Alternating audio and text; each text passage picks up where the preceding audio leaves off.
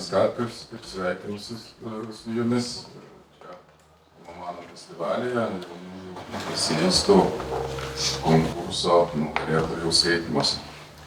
Guten Morgen, ich heiße Sie hier willkommen bei der Lesung der jungen Essayisten im Rahmen des Thomas Mann Festivals. Zuerst ein paar oder eine organisatorische Frage. Viele es von euch in Auditorien gibt, die kein Litauisch versteht.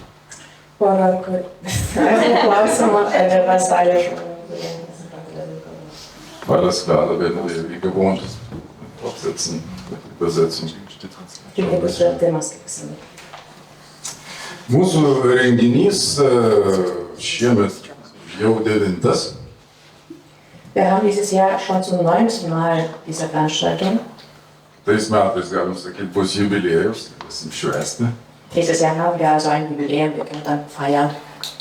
Ir kartu mes jau galim pažvelgti atgal ir matyti tam tikras tendencijas. Gleichzeitig erlaubt es uns schon eine gewisse Retrospektive, wir können schon bestimmte Tendenzen sehen. Sakysiu, kad šie metai, kaip ir prieš 5 ar 6 metus, yra tokie neįprasti metai. Dieses Jahr ist ein ungewöhnliches Jahr, wie vor etwa 5-6 Jahren. Turiu galvoje, aišku, pirmiausia, tekstus ir finalistus. Ich meine natürlich die Texte und auch die Finalisten. Nes būna metai po metų, kai mes gaunam tokias esė, kurios atitinka visus žanro kanonus, ir asmeninės patirtys, ir bendri samprotavimai, vienas kitą atsveria, kurios tiksliai atsako į temą ir taip toliau ir panašiai. Jahr nach Jahr hatten wir immer Essays, die allen Kanonen der Genre entsprechen haben. Das waren dann persönliche Erfahrungen und allgemeine Überlegungen und die wurden gegeneinander abgewogen. O šiemet, sunku pasakyti, kas lėmė, ar tema, primenu, kad esė rašomi pagal užduotą temą, kuri yra festivalio tema. Šiemet, kaip žinot, ji yra tokia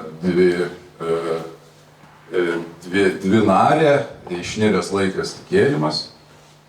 Ich weiß nicht, was der Grund dieses Jahr dafür ist. Vielleicht ist das Thema des Festivals. Ich möchte noch Sie daran erinnern, dass die Essays nach dem Thema des Festivals geschrieben werden. Und dieses Jahr haben wir ein doppeltes Thema. Die Zeit ist aus dem Frieden, der Glaube.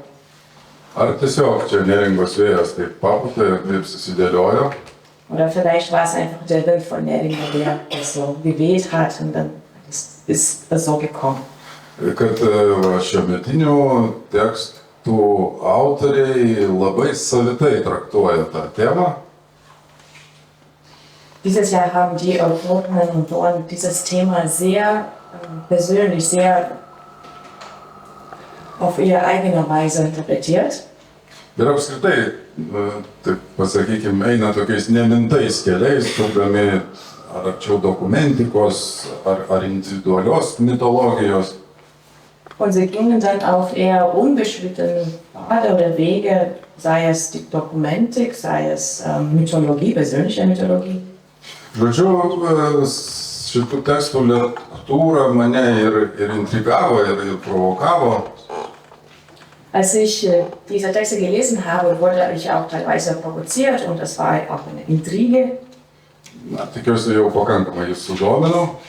Ir galiu pereiti prie pačių skaitimų, bet pirmiausia turiu pristatyti konkurso žiūri, kaip ir praėjusiais metais ir anksčiau. Ją sudaro Ina Motuzienė, istorikė ir mano kultūros centro direktorė, Aurimas Švedas, nematau jo čia auditorijoje, istorikas ir žurnalistas, kuratoriumo narys. Ich hoffe, ich habe Ihr Interesse schon geweckt. Wir können gleich zu den Lesungen übergehen, aber als erstes möchte ich noch die Jury, die Kommission des Wettbewerbs vorstellen. Sie besteht aus Ina Motuzienė, eine Historikerin und die Direktorin des Thomas Mann Kulturzentrums, Aurimas Švedas, Historiker und Journalist und auch ein Kuratoriumsmitglied. Na ir jūsų nuolankus tarnas. Und ich, Ihr ergebener Diener. Tai va, šita žiūri išrinko 3 autorius, eseistus - Kristiną Alsytę, Dovilę Gervytę ir Joną Palonį. Sveiki, smagu jūs čia matyti. Also hat die Jury 3 Essayisten, 3 Laureaten ausgewählt. Das sind Christina Alsytė, Dovilė Gervytė und Jonas Palonis. Ich heiße Sie hier willkommen. Tai pirmiausia, norėčiau paprašyti Dovilės paskaityti savo esė. Yra Vilniaus universiteto filologijos doktorantė, o jos gimtinė yra Utena. Prašom, Dovilė. Als erstes wird Dovilė ihr Essay vorlesen. Sie promoviert an der Universität Vilnius an der Philologischen Fakultät und kommt ursprünglich aus Utena.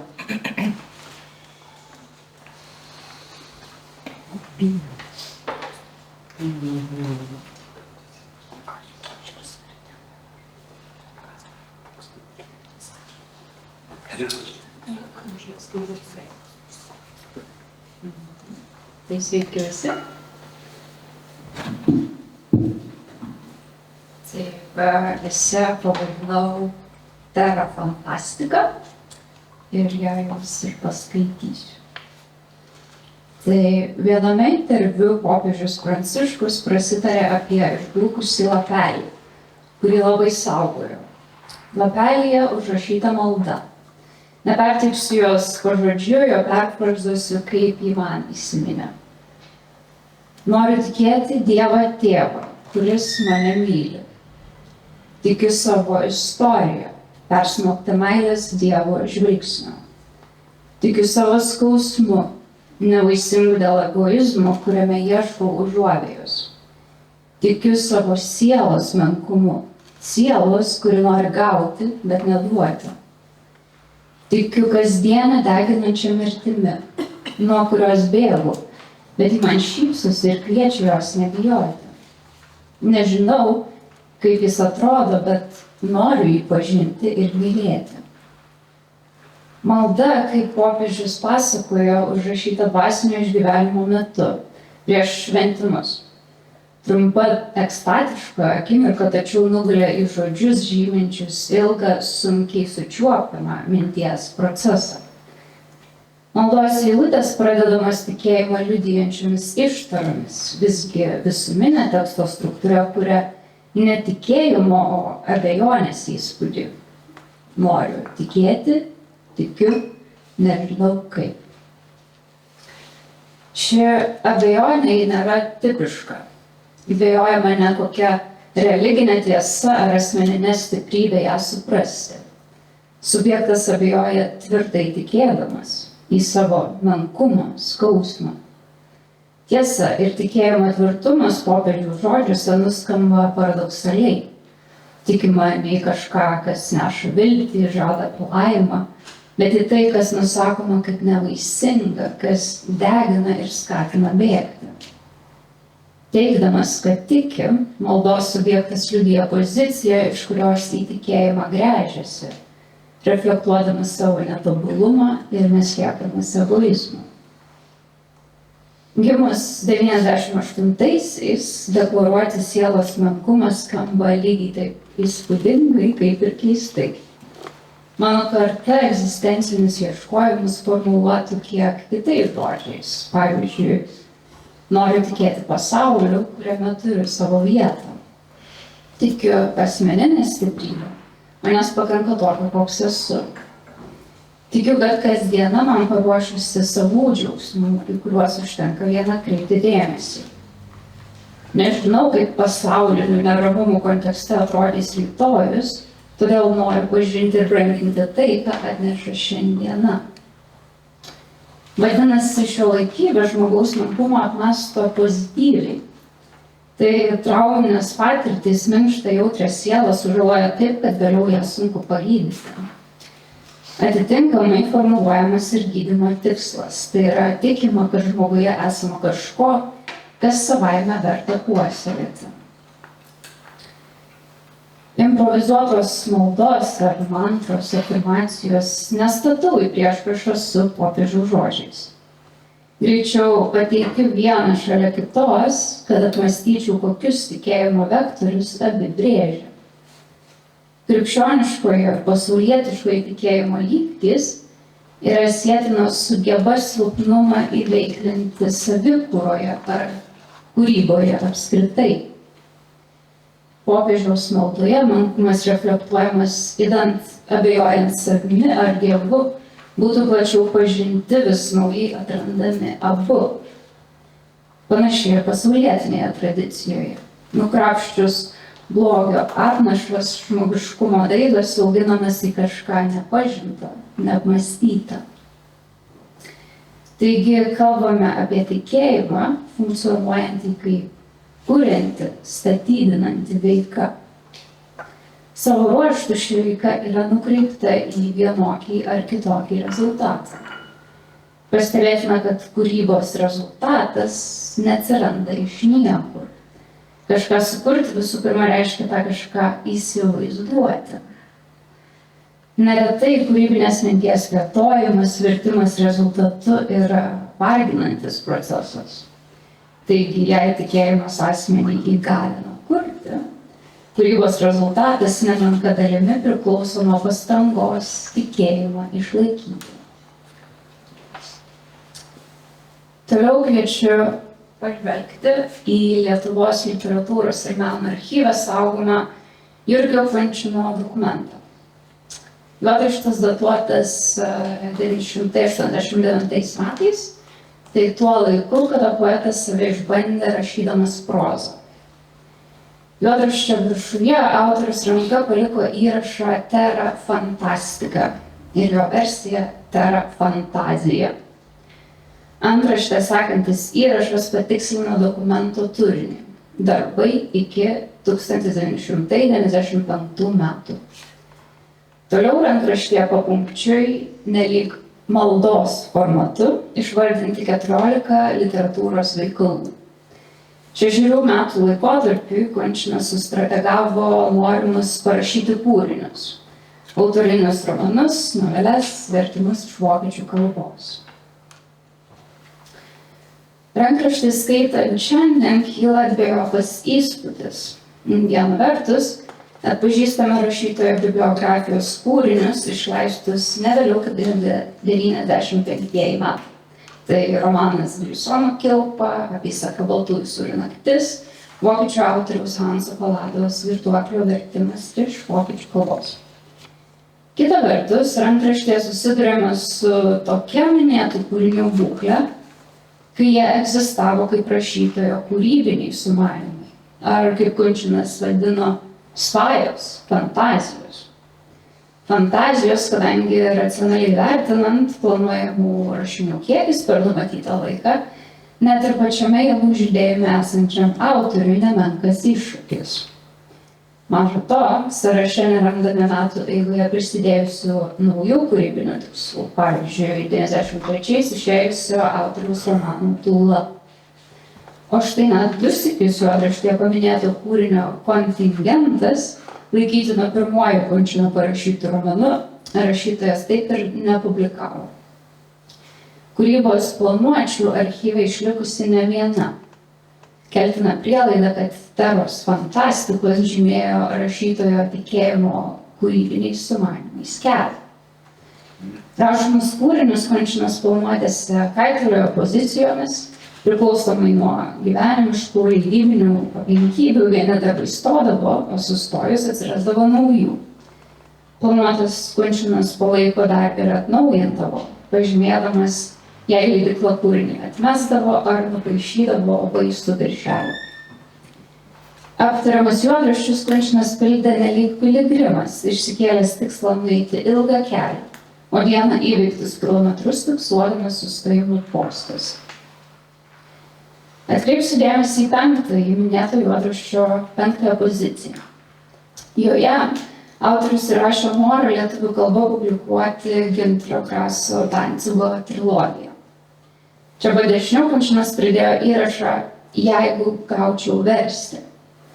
Suprasdamas užmojo mastą arba, kaip dabar madinga sakyti, manifestuodamas fantaziją tikrovėje, Juodraščio apačioje Kunčinas dar užrašė sakinį "All is real". Kaip žinome, kūrybinio sumanymo daigas bibliografinėje tikrovėje išaugo į antrosios trilogijos dalies vertimą. Pirmąją ir trečiąją išvertė Teodoras Četrauskas. Pabrėžtina, kad vertimo procese Kunčino tikėjimas publikuoti Grasą išbandytas ne tik disciplinuojant kūrybinius sumanymus, bet ir veikiant politinėms aplinkybėms. Graso trilogijos antrąją dalį "Katė ir pelė" Kunčinas vertė ir redagavo 91 metų pradžios įvykių fone. Archyve išlikę rankraščiai, kuriuose autorius dokumentavo gyvąją sausio 13-osios medžiagą. Ir šios dienos promemorijoje Kunčinas rašė, cituoju, "Šiandien man sukanka 44 metai. Kad ir kokia įtempta padėtis Vilniuje ir Lietuvoje, vakar sausio 12-ąją atsilankė mano bičiuliai. Nuolat žiūrėjom Vilniaus TV, paskui Maskvos TSN. Po vidurnakčio nutarėm apvažiuoti visus Vilniaus karštus objektus. Nuo parlamento iki TV bokšto. Pirmučiausia prie parlamento. Masės žmonių po keliais santūri nuotaika. Įtampa gal ir jautėsi, bet tvyrojo giliau. Lietuva sukrėsta, taip trumpai galima pasakyti. Citatos pabaiga. Prisiminimuose autorius kaip tikras prozininkas kaitaliojo pasakojimo fokusą. Aptarinėjo politinius veikėjus, registravo akimirkų gandus. Komentuotos ir buities, kurioje promemorijoje atlikta detalės. Cituoju. Giminaičiai namuose įsitaisė kaip savo pačių namuose. Nervinasi ir mane nervina.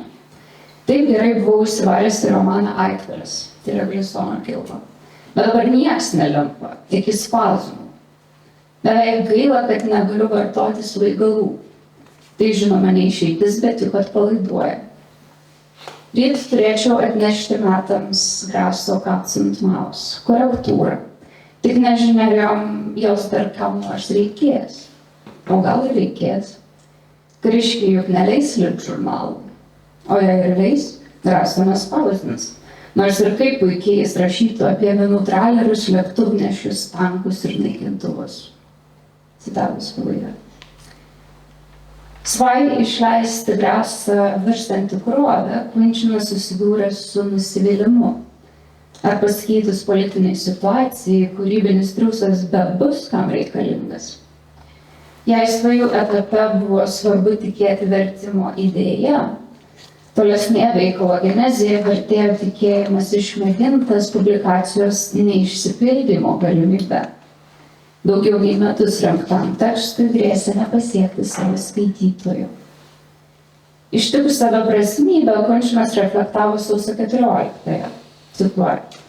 15:45. Lietuvos radijas dar dirba. Parlamento posėdis. Šiukšlių mašina irgi atvyko laiku. Situacija gali keistis kas minutę. Kas belieka? Parsinešiau toliau redaguoti Gavaro drąsų. 41 metais Fiurerio armijoms plūstams į Kremlių, Pasternakas po Maskvį vertė Šekspyro sonetus. Kai kas jam už tai priekaištavo.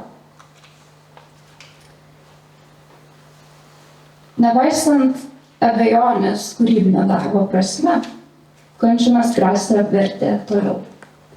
Paradoksalu trūksti nematant prasmės. Iš kitos pusės, rašytojo vadinkime silpnumą čia galima apmąstyti pozityviai. Kaip asmeninės, bet ir į skaitytoją orientuotos, taigi bendruomeniškos rezistencijos proceso. Proceso, kurio varomoja jėga, tikėjimas kasdieniu triūsu, skausmingų ir iš pažiūros beprasmių, nors kviečiančių žengti pačiam skausmui beprasmybei iš paskos. Graso vertimas sausio 13-osios kontekste tad įveiktas ne tiek dėl herojiškos asmens pozicijos, kiek paprasčiausiai tikint ir pasitikint kūrybinio darbo procesu disciplina. Sausio 17-ąją Kunčinas apibendrino. Šiaip situacija labai bjauri. Greit nieko nebeturėsim išskyrus skurdą ir chaosą. tačiau kito kelio tikrai nėra.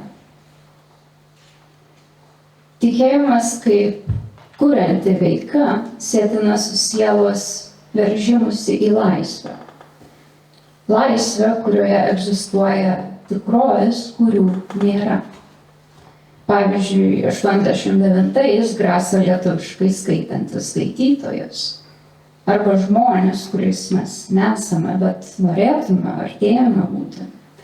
Netgi 21 amžiaus politinė tikrovė, kurioje žlunga blogio imperija.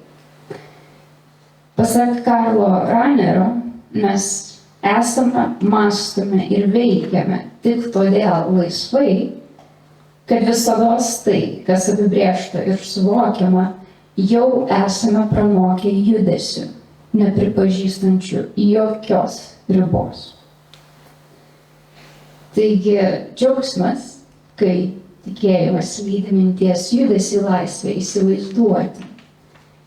Ir didi malonė, jei susvajotai laisvai įgaunant žemišką pavidalą, tikėjimas neapleidžia.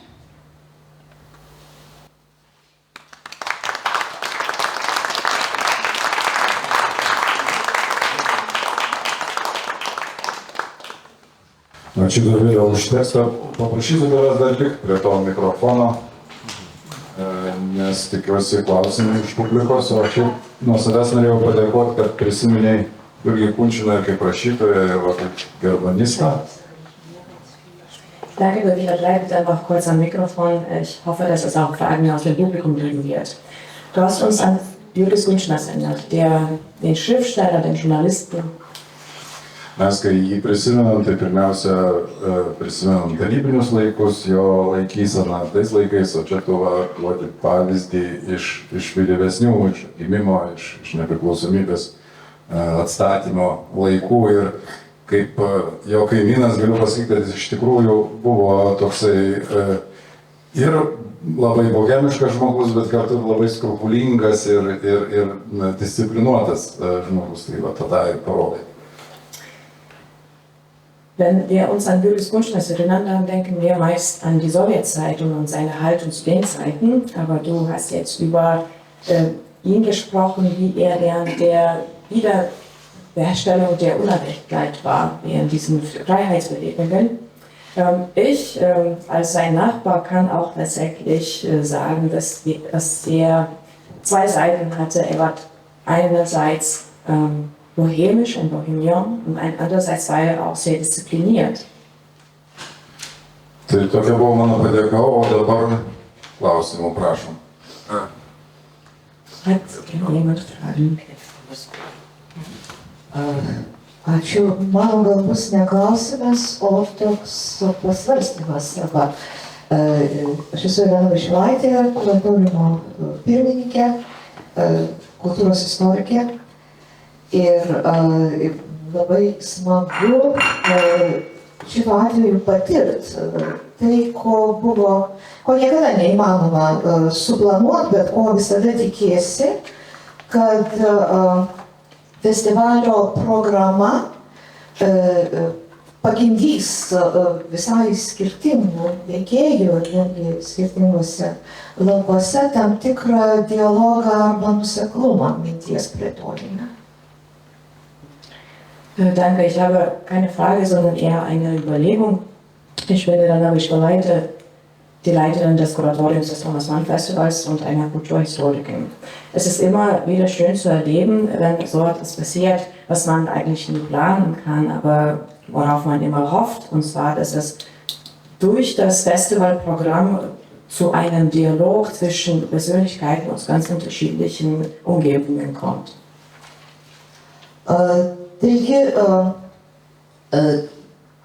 jūsų perskaitytas esė, daugiau negu esė, čia toks teologiškai, filologinis ar teologiškai literatūrinis tyrimas, svarstymas yra labai įdomus tęsinys to, ką mes girdėjom Sintijos Černiauskaitės žodžio programoje pasisakymą vakar šitos parodos, kuri čia taip ramiai kabo ant sienos, atidarime dailininkės kalbėjime ir jūsų vienoj, bet labai stiprioj mintyje išsakytoj per tiksliau vieno dvasinio teksto Ranerio, kuris yra aukščiausios prabos ir sudėtingas labai teologas, ir Jurgio Kunčino teksto ir paties nagrinėjimą, kad tikėjimas dažniausiai yra veikla arba darbas. Kaip vakar pasakė dailininkė, gali girdėti kažką, jeigu dirbi. Jeigu dirba rankos, jeigu Sintija Černiauskaitė irgi kalbėjo ne tik tai apie kažkokį mąstymo arba jausmo dalyką, bet kad tikėjimas yra veikla. Ir jūs, sakyčiau, taip pradėdama tikrai labai įdomią analizę, Pranciškaus arba tikriausiai dėl Jorge Bergoglio teksto ir paskui su peržiūrėdama Kunčino. Taip, tas puikus pasirinkimas sausio 13, 14, bet atsakas į tai yra veikla, kuri nieko taip neišsiskiria dar su refleksija. Tai ir tą tikrai galima vertinti tikėjimu. Tikėjimu, kurio objektas, kuo yra tikima, nėra vienaprasmis, tai čia būtų jų klausimas.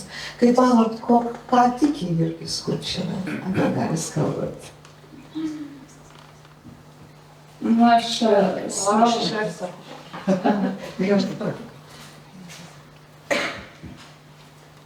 Vielen Dank für Ihr Essay, das eigentlich nicht nur ein Essay ist, es ist eher so eine theologische, philologische, literarische Studie. Es ist für mich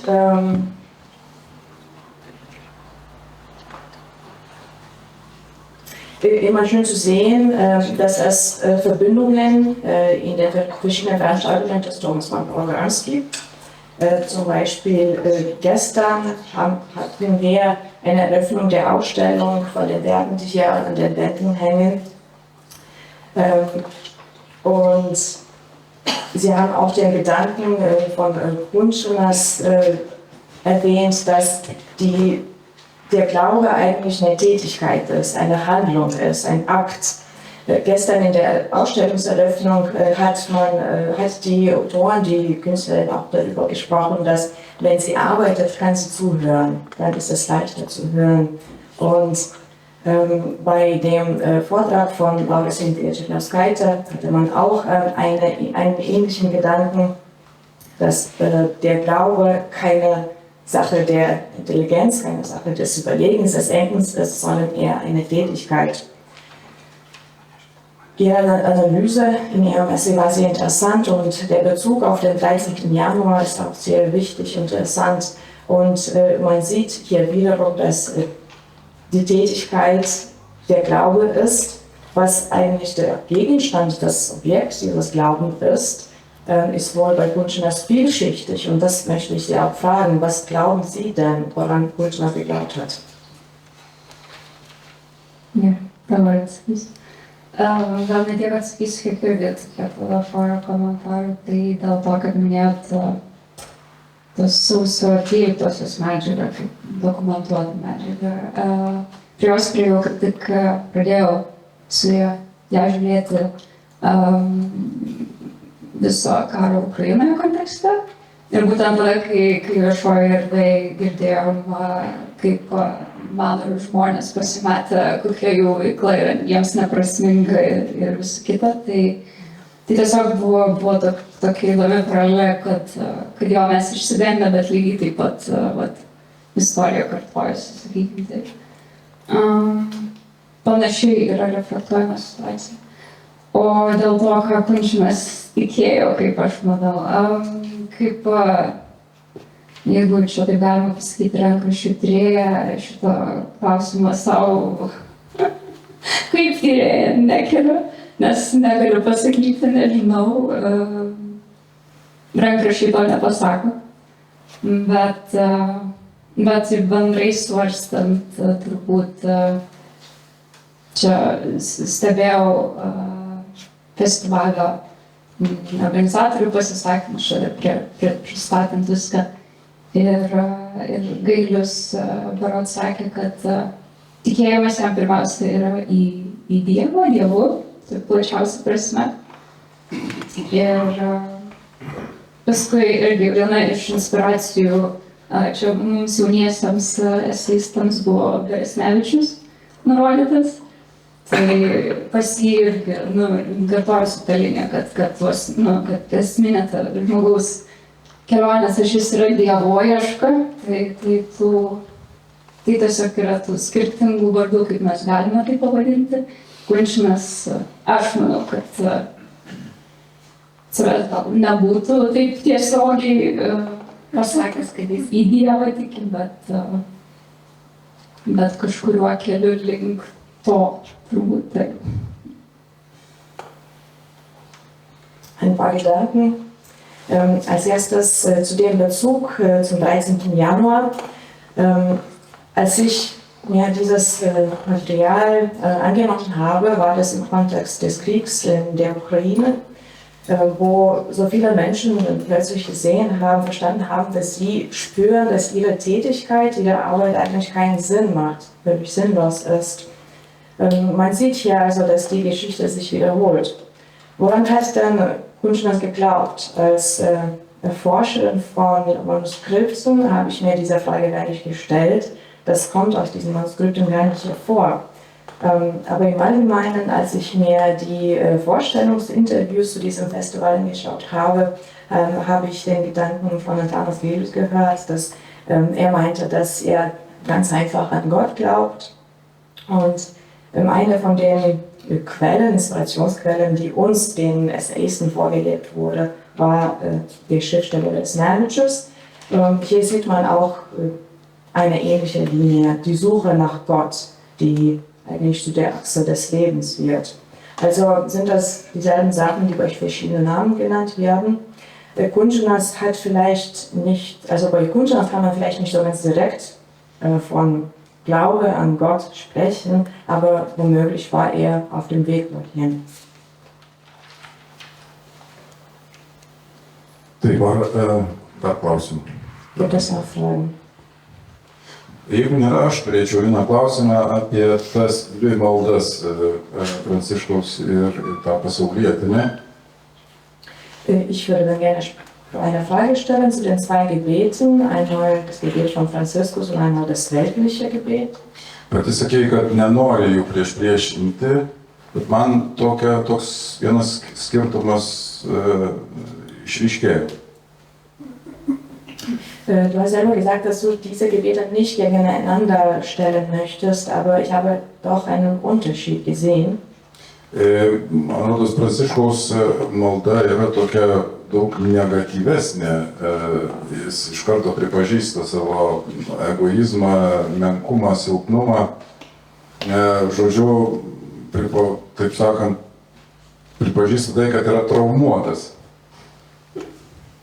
Bei Franziskus ist das Gebet viel negativer. Er gibt gleich seinen Egoismus, seine Nichtigkeit, seine Schwäche zu und er gibt zu, dass er traumatisiert ist.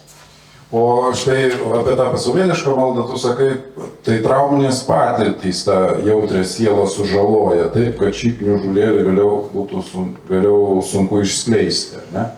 Tai ar aš teisingai supratau, kad šitoje mąstymo linijoje trauma ateina iš išorės, ne? Siela yra tokia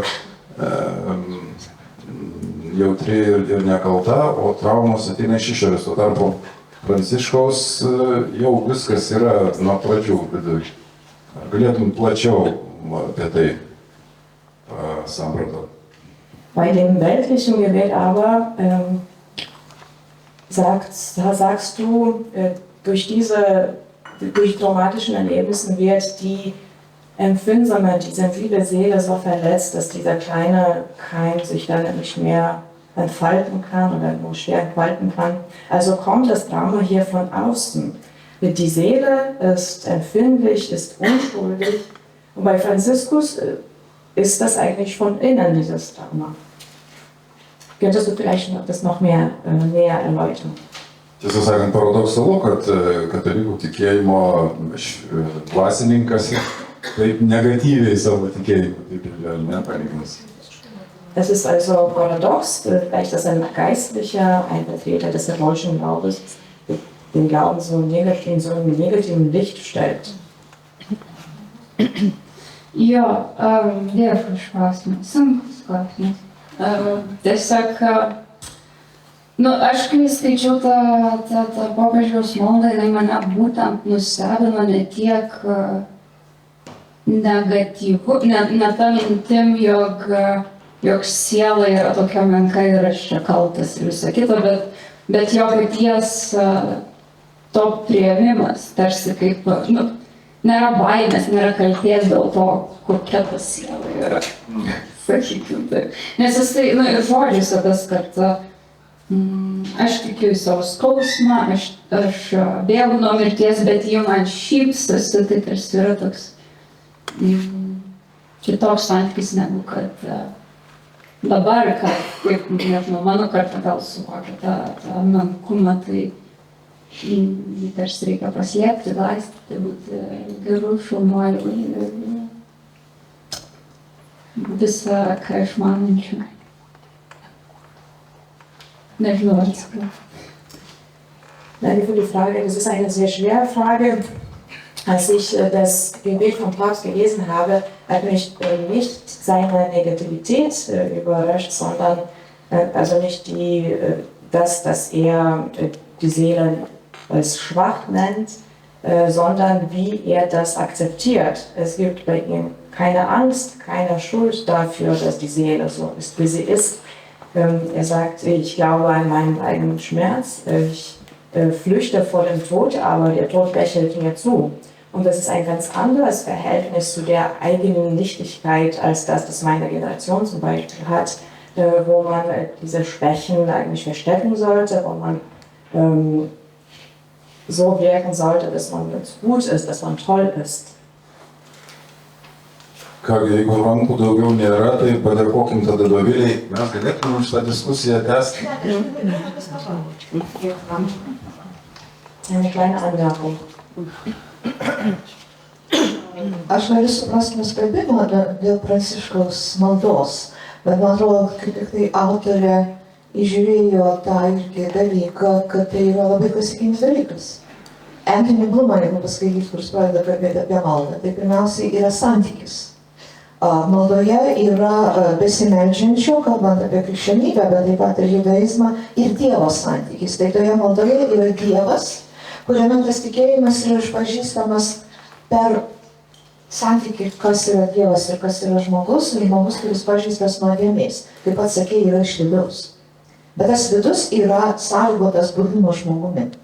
Antroji malda, tas kitas, jeigu jis yra, jis yra nebeapibrėžtas, yra daugiau visuma ir čia gal apie tai. Čia ne apie diskusiją, bet paprasčiausiai pasakyti truputį rėmus, nes autorė, minėdama teologus, man atrodo, tą liniją ne tik tai kaip rankraščių tyrinėtoja, jaučia ir parodo. Taip.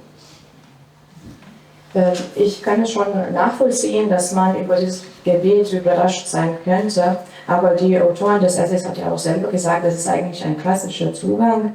Wie schon Anthony Blum gesagt hat, ein Gebet drückt ein Verhältnis, eine Beziehung aus.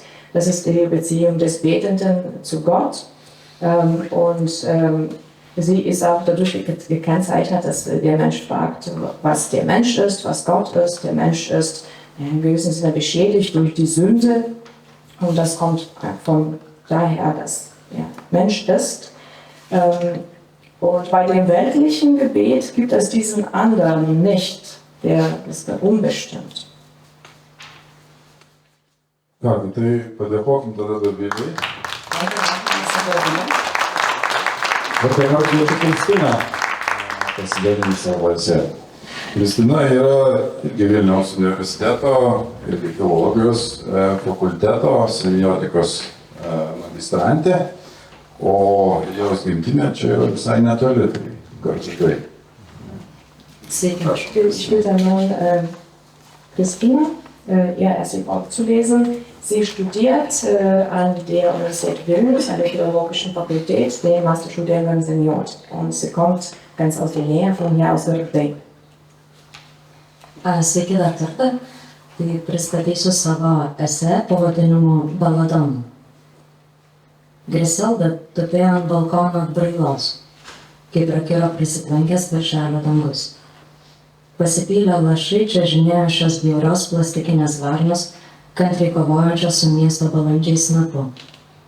Susiliedami vienas su kitu, jie vis bandė išsaugoti tą sunkiasvorį pilnumą. Ir kaskart vis nesėkmingai.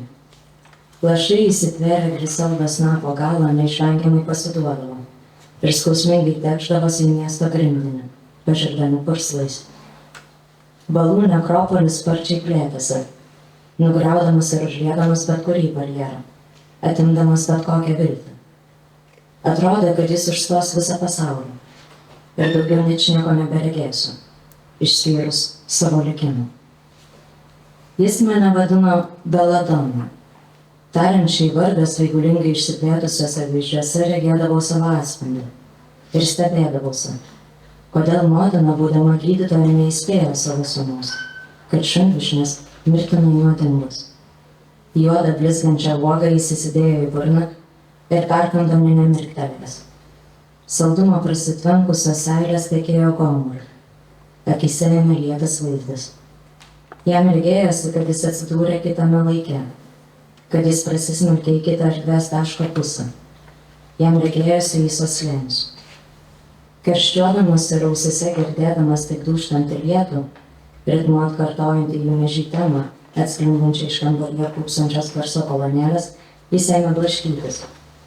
Klejodamas ir negalėdamas ištarti net savo vardą, jis gniaužė rankas lyg vaikas, pykstantis, kad yra per mažas, jeigu apgintų motiną nuo tėvo kumščio. Tada dar nebuvau tikra. Jis apaštalas ar išdavikas. Todėl pavadinau jį tiesiog Judu. Troškau, kad Judas nuraškytų ir prarytų kiekvieną uolą, kol kuri nenukrito ir nesudygo drėkstančią žemėje. Geidžiau, kad nuodai pasrūvė jo kūnų tvindytų iki kol išsilies akių latakais ir supūdys šunvišnės šaknis. Net jeigu jį patį beveiktų. Bet akimirką Judas atitrauko. Ir tardamas Baladona, suprato, kad elgėsi kaip jo tėvas. Jis išsigando ir pabėgo. Iskarijotas po mane. Girdėjau jį maišantis meilės pokyliuose, nesidrovinti savo purvo ir tunkantį, lyg būtų bevandenis debesis, baigomas vėjų. Tarytum būtų bevaisis medis rudenį, 2 kartus miręs ir iššautas, lyg šėlstanti jūros banga, kuris pjaudo savo begėdystę. Lyg žvaigždė klajokė, kuriai per amžius skirta juodžiausia tamsybė. Kartais Judas grįždavo. Pasirodydavo sapnuose prieš kitą dieną prasilenkiant gatvėje. Leidėdavo žvilgsnių ir laukdavo, kada ištarsiu labas, kurį sektų dar bent vienas kitas žodis. Įsteigta tyla žudė. Šunvišnės nuodai žudė. Bergždžia yra tas žodis, kuris geriau viską nusako. Kartą sapnavau jį mirusi. Kai kitą dieną gatvėje neprasilenkėme, palengvėjo. Trumpam, iki kol jis pasibeldė lietumi. Lygiai ant atverstų puslapį. Jis sakė, kad aš iš 19 amžiaus. Nesu tikra, iš kurio aš laiko. Laikas vis išnyra. Išsineria lyg sanarys, surišus rankas už nugaros ir virva pakabinus ant beržo šakos. Strapagė. Ši kankinystė verčia raudoti kruvinomis ašaromis. Atiduočiau viską už žirkmedžius, nes viskas ten matau balų nekropolis, užvaldantis kiekvieną mintį, užstojantis visą pasaulį. Nieko nematau, tik savo likimą. Kad nupjautum virvę, reikia būti didžiaširdžiu. Judas paliko mane kabotą. Jo paties rankos surištos. Kad ir kur eitų, jis tik mažas berniukas sustingęs iš baimės, virpantis kaip drebulės lapelis. Jo gėda dangstama nuo pirmojo kąsnio, nuo išvarimo iš rojaus, bet kai rūbai nuslysta, baugu būti pastebėtam. Tada atsirino laikas, kviečiantis į pasaulį, į bejėgystę, į amžiną ilgesį. Vienatvė be perstojo lyja. Dangus pranašauja tik mirtį ir gimimo pažinėtą užmaršties įdabį. Atmerk akis. Net jei sapnuotum atsimerkęs, tai niekada nesibaigė. Ant našlės pagalbės užvalkalo išsiuvinėti žodžiai. Tie, kurie regėjo vienas kitą, vėl pasimatys. Aš matau jo atspindžius nekropolyje, retkarčiais, kai ateina žiema ir balos sušąla, kai apgabenanties tamsa ir suprašėjusiame kraujyje atsispindi žvaigždė. Tai tik atspindys. Ir nežinau, ar ten esam. Nieko nežinau. Bet noriu tikėti, kad tais retais momentais mes prisiliečiame vienas prie kito. Tais retais glico momentais, kai nejudančias lūpo šneka, ko tobuliausiam kūnui, tobula žvaigžda. Tai mano mišios. Isterija visada prasideda nuo vienos moters. Moters sukurtos iš mylinčio vyro šonkaulio. Pabus, pabus, pabus. Pabus kai šokė, nes šokis įsuka šviesą. Šokyje gimsta stebuklas. Šokyje atgyjęs ant žemero kraujas. Šokime, šokime, šokime. Šokime į pradžių pradžią. Į pirmąjį kąsnį, į pirmąjį žodį. Šokime nuo Griseldos snapo į debesis, besimaudančius balose. Ir patys juos išsiprauskime. Mes neturim kito pasirinkimo. Mes prakeikti šokio maru. Prakeikti išsinerti kaip gyvatės vada. Prakeikti ryti uraboro uodegą. Dar ir dar kartą. Kas kart paplūstant kraujus vaikinančių kaip vynas. Kas viso netyrė gyvieji vyno džiaugsmai. Kas pradeda gerti vidury dienos, tas vakare būna gažas. Kas pradeda gerti ar prieš pusryčius, tas vakare pasiekia metafizinio prablaivėjimo. Kas išvis negeria, tas niekad negali ir prablaivėti. Išgerk mane. Išgerk su visais nuodais iki paskutinio lašo. Ir tavo veidas našvis nežemiška šviesa. Pagydyk mane taip, kaip Jeronimas pagydė Liūtą. Nebijau. Mūsų ištiktas nemirtis ar raštas. Nebijok sužeisti. Poezija rašoma krauju. Gal kada nors, pasakė Liūtas. Yra kitų taurių, kurias trokštų ragauti. Ragauti, ragauti, ragauti. Skambėjo dūžtantis lašai besisukintis į grindinio plyšį. Ten, kur telpa visi pasaulio rytai. Ragauti ir niekada nepasisodinti. Daravis. Kartelį pergalių muzikos stebuklas. Viola dagam vaisių kabaro. Slystų volitos spiralė žemyn, žemyn, žemyn. Barokas ne epocha. Barokas gyvenimo stilius. Nužudyk mane. Nužudyk mane savo žodžiais, nes kūryba yra žudimas. Ir aš tada nužudysiu. Nužudysiu keistai, mantrę mirtimi ir papuošiu baladonis žydais. Tu niekados nevirsi dulkė. Niekados, niekados, niekados. Tu dulkės nuplausi, krisdamas kraujo lašu nuo varnos snapo. Krisdamas į tamsą gilę. Tapdamas tamsa, kurios sužimba žvaigždės. Mano mišios tai odė džiaugsmui. Odė pirmąjį meilį, kad ir kuri buvo pirmoji. Visada myliu kaip pirmąjį kartą. Juodai. Aš esu beladonu. Aš gyvatės paminančia odą. Gundytoja sužadantis savo tamsą, tyliai apnuodinti ir kandinti savo į uodegą. Aš apraizgau visus. Aš esu grožis, kuris savo rodo visiems, bet nepriklauso niekam. Kaip ir bjaurus. Aš esu egzodas. Ar dar prisiminti kvepą pažadėtoją žemę? Ar girdi, kaip jis šaukėsi? Paliesk mane. Paliesk, kad galėčiau tave apvaisinti naudais, nuo kurių putomis plauks tavo kraujas. Leisk man gerti tave, kol iš žaizdų jums augti plunksnos, kol varna atgis ir suplasnos sparnais. Nuskraidinsiu tave į viršūnes, pasodinsiu ant piramidės smaigo, paskui blokšiu žemyn. Į Hadą, į kurį tik panorėsi Dantės pragaro radą, kad kitą kartą pakiltum dar aukščiau. Tau netinka konkursiškai triukčioti kambarį ilgai. Palusk, nes tai vienintelė proga ištrūkti iš samsaros. Tai tavo šansas sukelti potvynį ir viską nuskandinti. Viską, viską, viską. Aš apsireiškiu tik apaštalams, o ne pasauliu. Aš apsireiškiu tau. Negi manęs vis dar neatpažįsti. Negi neatpažįsti savęs. Aš trokštu tau nurodyti dar prakilimesnį kelią. Jei kalbėčiau žmonių ir angelų kalbomis, bet neturėčiau meilės, aš tebūčiau švantantis varis ir skambantis cimbolai. Ir jei turėčiau pranašystės dovaną, ir pažinčiau visas pasaulio paslaptis ir visą mokslą, jei turėčiau visą tikėjimą, kad galėčiau net kalnus kilnoti, tačiau neturėčiau meilės, aš būčiau niekas. Ir jei išdalyčiau vargšams viską, ką turiu, jeigu atiduočiau savo kūną sudeginti, bet neturėčiau meilės, nieko nelaimėčiau. Meilė kantri, meilė maloninga, ji nepavydi, meilė nesibičiuoja ir neišpuiksta, ji nesielgia netinkamai, neieško savo naudos, nepasiduoda puikumui, pamiršta, kas buvo bloga, nesidžiaugia neteisybę, su džiaugsmu pritaria tiesai. Ji visą pakėlė, visą tiki, viskuo viliasi ir visą ištveria. Meilė niekada nesibaigia. Išnyks pranašystės, paliaus kalbos, baigsis pažinimas. Mūsų pažinimas dalinis ir mūsų pranašystės dalinis. Kai ateis metas tobulumui, pasibaigs kas netobulai. Nebijok, tikėk ir nusidėk drąsiai. Tu sukurtas pagal atspindį. Visi mes atspindžiai nesibaigiančioje veidrodžių karalystėje. Trenk į veidrodį kumščiu, kad imtų srūti kraujas iš krumplių. Ir neišsives, kai tavo veidrodis bus mano vyzdys. Aš prašysiu ašaromis, kad padėčiau tau užtvindyti pasaulį. Mano vyzdyje telpa dangus. Telpa visi debesis ir visų debesų atspindžiai. Aš tave myliu taip, kaip tik mirtis sugeba mylėti gyvenimą. Aš esu mirtis, trokštanti tave nurengti iki kaulų. Kur slepiasi tavo širdis, vis tiek ją surasiu. Nužudyk mane, kol aš tavęs nenužudžiau, kol nesunaikinti lūpų radastai. Pražiok burną, kad galėčiau įkristi akimi. Okulėmi, kad galėčiau kristi žodžiais tol, kol žodžių nebereikės. Atsiverk, atsiverk visų kūnų. Noriu tave skaityti taip, kaip tu skaitai knygą, kurioje puslapiai salšėliai kvepia.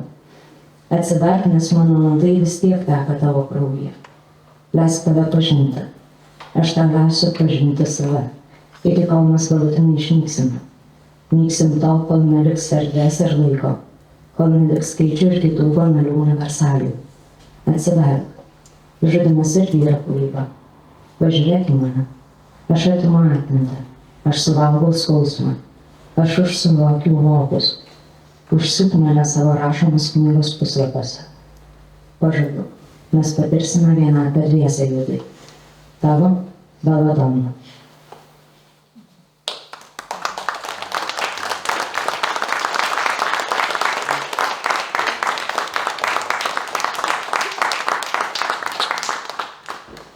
Dėkui, Kristina. Iš tikrųjų, ta išnyrusio laiko metafora nėra būtina interpretuoti kaip kažkokių istorinių įvykių įvaizdį. Bet tą galima, ką pati regis darai, kaip asmeninių ar tarp asmeninių pervartų įvaizdį.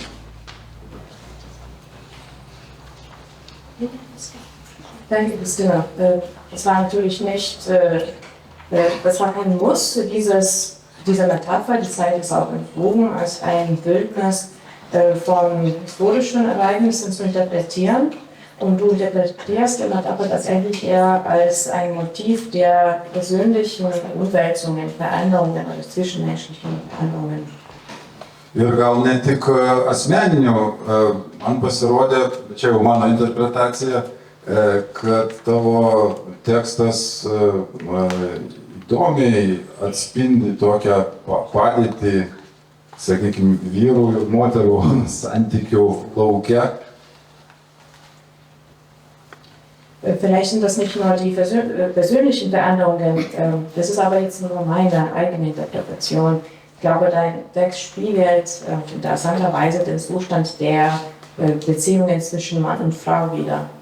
Kur yra ir trauka, ir įtampa didžiulė, ir konkurencija, ir pasimetimas. Anziehung, Spannung, Konkurrenz, Verwirrung, das hat man alles mit drin. Bet paklausiu, aš tavęs norėjau tokio bendro klausimo. Pati rašai apie intymius asmeninius išgyvenimus, bet kartu naudoji visą eilę kultūrinių, evangelinių gal net ir asmeninės kažkokios mitologijos įvaizdžių.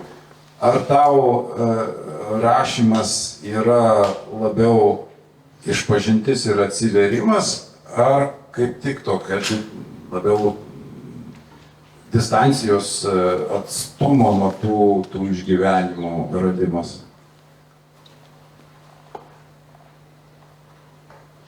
Meine Frage ist aber eher allgemeiner. Du schreibst über intime, persönliche Erlebnisse, aber benutzt eine Menge von kulturellen, evangelischen, aber auch persönlichen Mythologiebildern.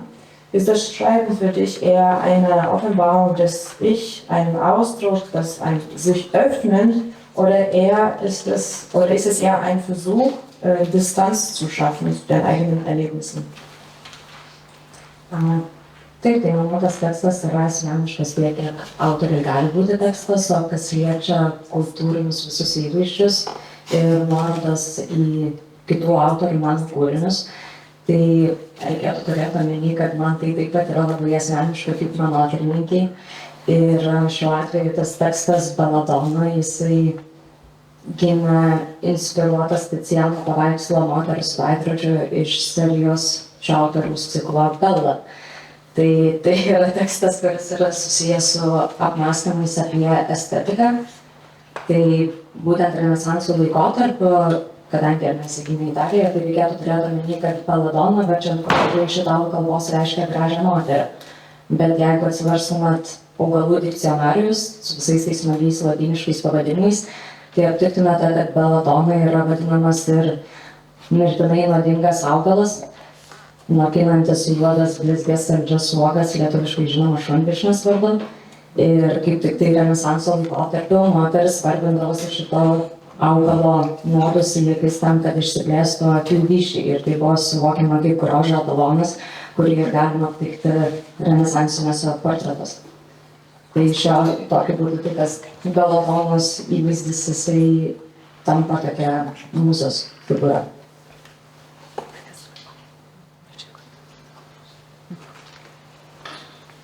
Natürlich ist dieser Text so persönlich, wie ein Text auch persönlich sein kann.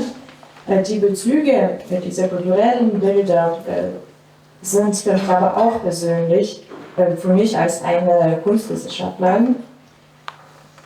Dieser Text bezieht sich auch, also ist eher entstanden durch meine Auseinandersetzung mit einem Bild von Tiziano, die Frau mit dem Spiegel, aus dem Zyklus Bella. Also bezieht sich auch so auf meine Überlegungen über die Ästhetik. Es ist ein Bild aus der Renaissance und man sollte wahrscheinlich erwähnen, dass Belladonna aus dem Italienischen übersetzt schöne Frau bedeutet. Aber wenn man in einer Enzyklopädie nachschaut, dann kann man auch finden, dass man so eine Pflanze nennt, die Tollkirche, die giftige Beeren hat. Und in der Renaissance war es üblich, dass die Frauen sich dieses Gift in die Augen geschüttet haben, damit sich die Pupillen erweitern, weil das halt das Ideal der Schönheit war. Das sieht man auch in Bildern von der Renaissance.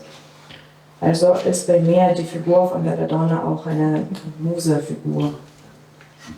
Taip, prašom, klausimai iš publikos. Das Fragen aus dem Publikum.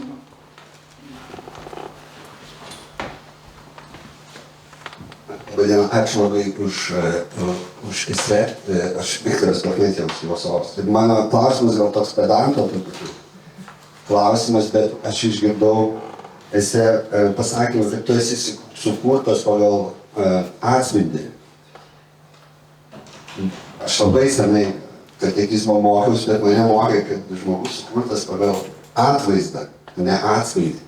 Aš pradėjau mąstyti, ar čia toks netyčinis dalykas, ar čia sąmoningai, nes mano vaizduotė laikiškai pradėjau vaizduotis, kaip tas kūrėjas prieš tave pasidaro savo paties atspindį ir žvelgdamas į jį kūrė va tą jūsų personažą. Tai gerokai išplečia tai, apie ką kalbama pradžios knygoje.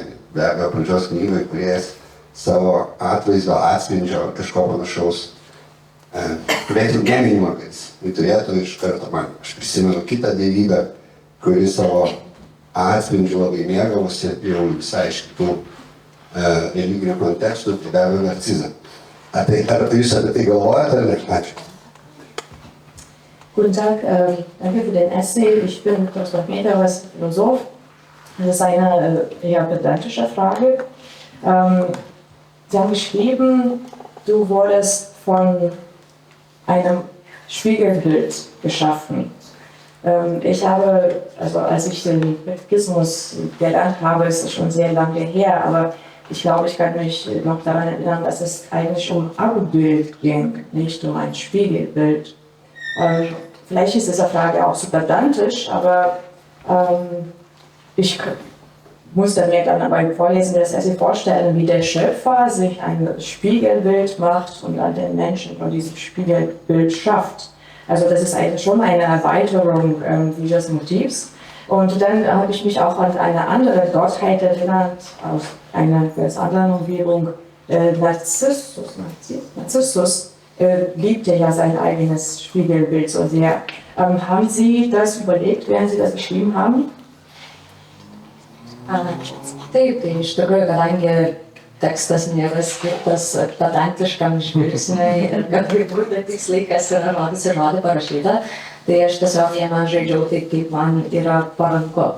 Tai šiuo atveju, kas liečia tenai veidrodinį atspindį, ką jūs paminėjot, narcizą, tai yra tokia su veidrodžiais, kadangi tekstas su juo susijęs, kaip jau minėjau, per tą paveikslą įkvėpusi kūrinį, tai yra tekę skaityti veidrodžio istoriją, tai yra ganėtinai įdomi detalė, kad kuomet buvo sukurti veidrodžiai ir veidrodiniai atspindžiai pradėti naudoti, tai viduramžiais buvo tikima, kad jeigu per ilgai bus žiūrima į veidrodį, pasirodys šėtonas.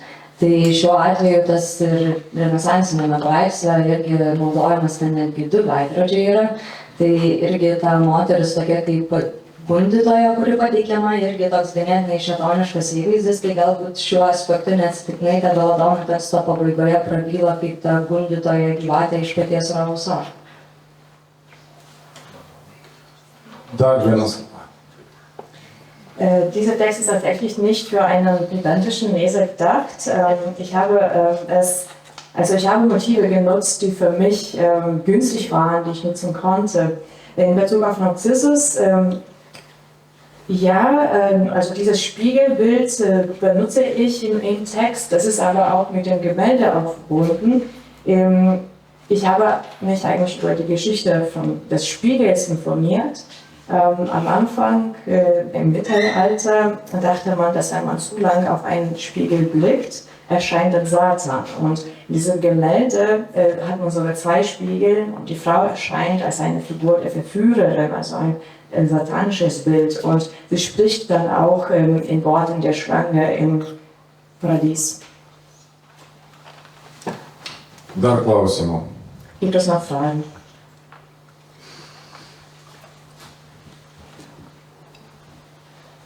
Ačiū už esę. Turiu klausimą gerbiamam moderatoriui. Interpretuodamas tekstą paminėjote svarbius vyrų ir moterų santykių aspektus. Trauka, pasimetimas, konkurencija, įtampa. Noriu paklausti, kur tarp jų yra meilė. Ar jie yra sudedamieji meilės elementai, ar padeda meilė, ar trauka? Danke für den Essay. Ich möchte eine Frage an den Moderator stellen. Bei der Interpretation des Textes haben Sie gesagt, dass der Text auch bestimmte Aspekte der Beziehung zwischen Mann und Frau widerspiegelt, Konkurrenz, Anziehung, Spannung. Wo bleibt denn die Liebe? Sind diese Sachen Bestandteil von Liebe oder ist es irgendwie anders? Ačiū už klausimą, nesitikėjau jo.